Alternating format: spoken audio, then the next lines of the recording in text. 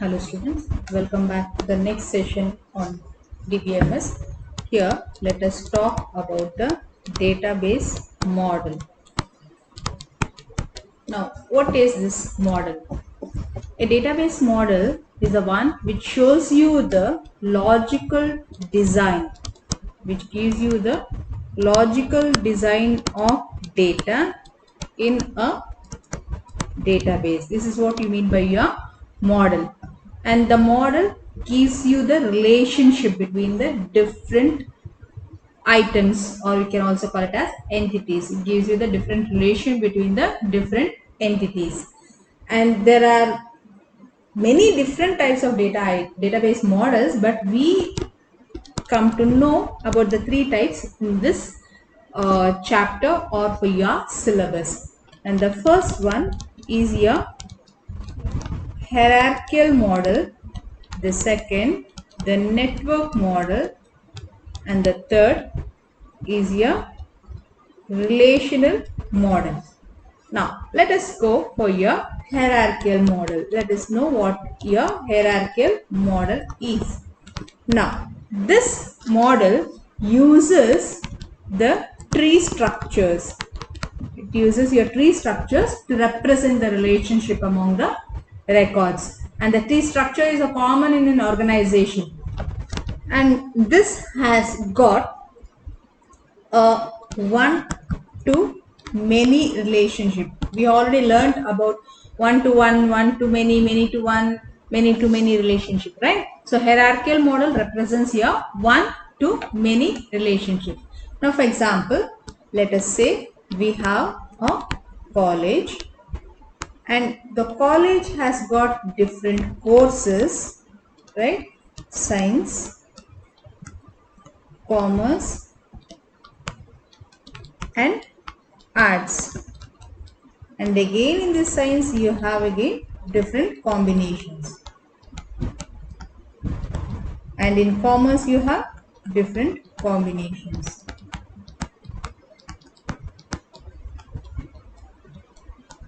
And arts you have different combinations. Okay, so this is what you mean by your tree structure. This is how you are going to represent it using your tree structure. This is your hierarchical model, which gives you the one to many relationships. And the next model that we have is your network model. Network model. As the name suggests here, it permits the modeling of many to many relationship. When we are saying network, you can have many to many relationships in this model. And it was introduced in around 1960s. When we are saying network, let us go for an example. We say in a college, there are different departments, right? And each and every department has an ID, has got a name of the lecturers who are present, it has got an HOD. And we have one more, that is your student. Each and every student has got an ID, they have got a name and the course that they are studying. And when we are talking about course, again course has got an ID and course has got a name. And again when we are talking about who is handling the subjects, right, each and every professor or lecturer has got their own IDs and they have got their own names. So this is what you have the tables, that is relationship. Now if you want to show the relationships among this, department means again the professors, their IDs, name comes into account, and the department and student is connected, and the course and the professors are connected, the course and the student is connected, right? All this makes up your network model. And the next model that you have is your relational model. What is this relational model? This is a commonly used one nowadays. Whatever the database that we use at present is your database model, relational database model. And this was given by your CORD. you know what who CORD is and the different rules that has been given up by CORD. If any of the three CORD rules are satisfied, then that database becomes your relational database. You know that. So what is this relation? A relation is used to represent the information about any entity and its relationship with other entities. It is used to show the relationship with other entities in the form of attributes and tuples. In the form of attributes and tuples. There are some properties that you are supposed to remember about your relational model. So what are these? The first thing that you have to remember is each column. When we are saying relational model, it is formed in the form of a table. You know what a table is? Table is a sheet which has got rows and columns, right? So each column should have a distinct name, that is different. Each column name should be different, and in the same way each row should be distinct, separate. It should not be repeated. That is what you mean by your properties or distinct of row and column. Each column should have a distinct name and each row should also be distinct. Now when we are talking, we said that we have got a database, relational database. It's the form of a table. Table has got rows and columns, right? What are the different names or the attributes and your tuples? What are these attributes and tuples? Let us know now. Okay.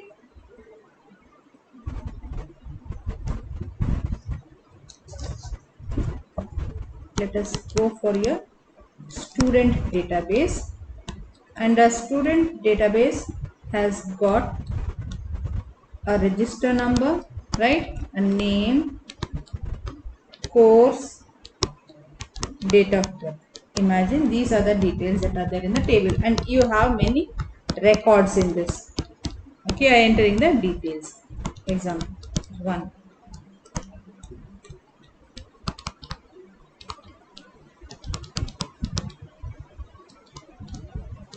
Something like this. You have got a record. Now, when we are saying here a relation, the first term that we use, let it be relation. When we are using a relation,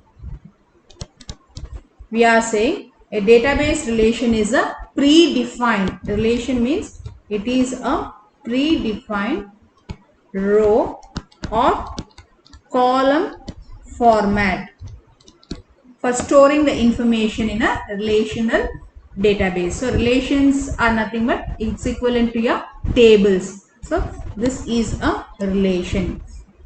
Now attribute. What is an attribute? Attribute, it is a characteristics. In DBMS, attribute refers to a database component, or we call this as an attribute.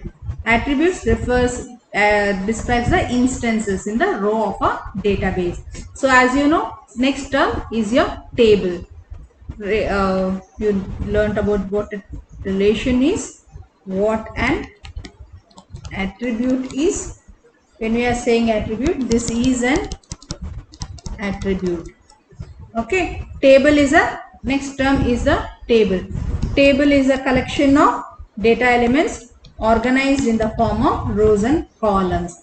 Table is also known as a relation. So, but a table can have duplicate tuples, whereas a true relation you cannot have duplicate tuples. So, what is a next term that comes under this is your domain. What is a domain? Domain means set of all the allowed values for the attributes. Now whatever this you have the values over here, this we call it as a domain. All the possible values for the attribute is known as a domain. So individual row, this we call it as a tuple. So let me tell you, show a separate table. For example, register number, name, course, date of birth, right? You have this as a table. You have got some values here. Now This entire thing is known as a relation. Okay, and this register number is one of the attributes. Attribute 1. This is your attribute 2. In the same way, attribute 3 and attribute 4. And whatever the values in this you have, this we call it as your domain. And this values you call it as your tuple. It is also known as your record. Okay, these are the terms that you are supposed to remember in your relational database. Now, coming to your what are the operations that you are going to perform on your relational database? So that we call as your relational algebra. Okay, it is relational algebra is nothing but your procedural query language that performs a set of operations on the relations. It uses operators to perform the queries. So an operator can be either unary or binary operators. And some of the operations that you can perform on the relational algebra, operations on relational algebra are the select operation, the project operation, and the rename operation. All these are your unary operations. You know what you mean by unary operations and binary operations, right? Unary operations means which is performed on a single value. Binary operators which performs on two different values. And again you have your union operation, the set difference operation, and the Cartesian product operation. And all these are your binary operations which are performed on two tables of values, anything like that. Now let us go in detail about these types of, explain the different types of operations that you have. Now let us go for a table. Let us have this table which consists of the register number, the student name, register number, the student name, the course, date of birth, and the total marks. We have got different. Now the first thing that we are going to go for is your select operation. If you say select, you are performing something, that is your select operation. Okay, it selects the tuples, that is the records that satisfy the given condition. Select operation selects the tuples that satisfy the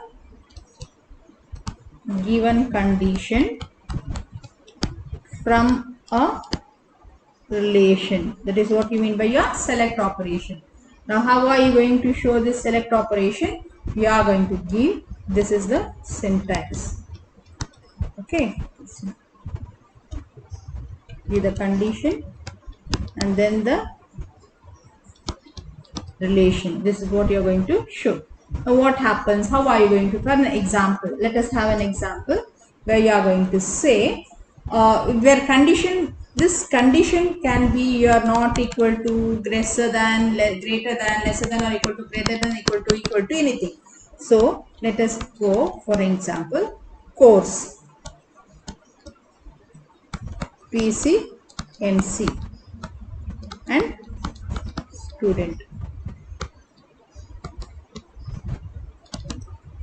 Okay, if you are going for this, then what does this do? This selects all the students who are of PCMC, who belong to the course PCMC. So this is what you have. This is the table that you will be having.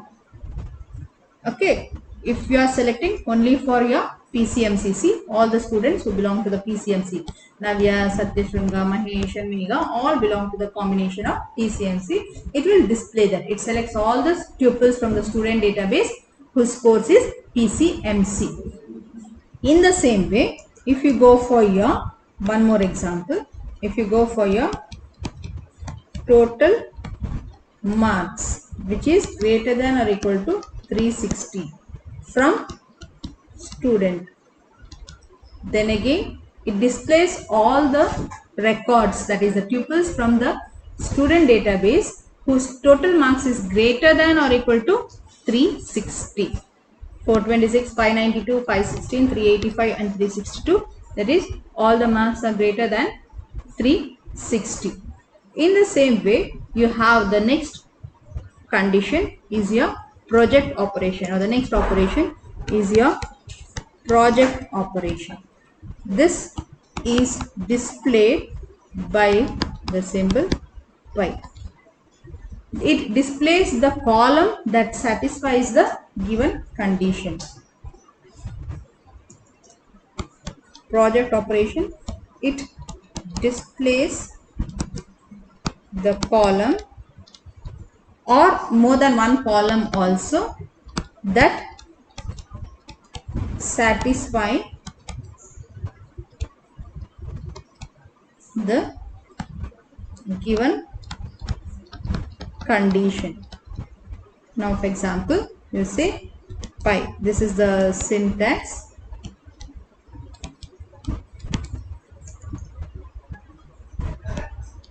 Pi A1, A2, you can give as many conditions as you want to, and then the relation.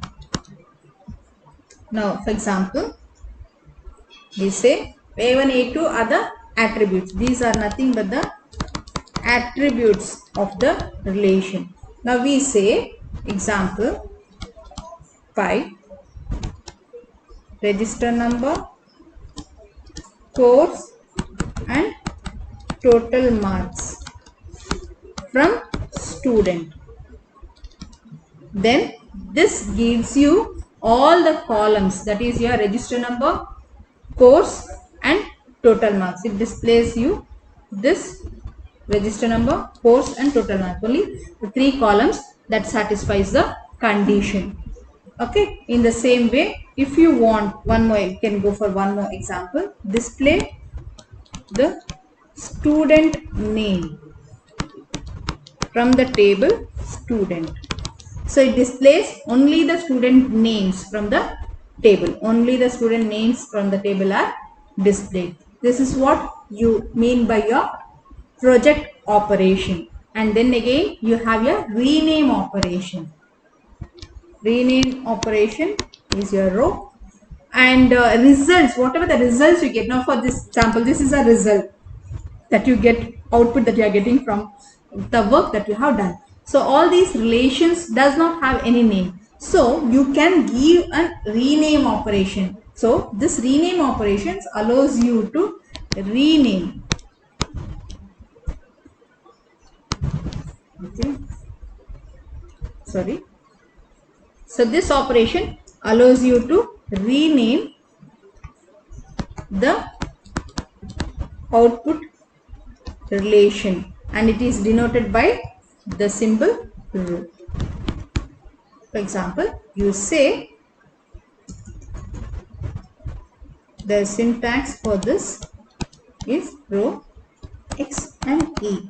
So what does it do? The result of an expression E is saved with the name of X. This is what you mean by a rename operation, that is a unary operator. Select, project and your rename operation. Let us stop this session now and continue with the binary operations in the next session. Thank you.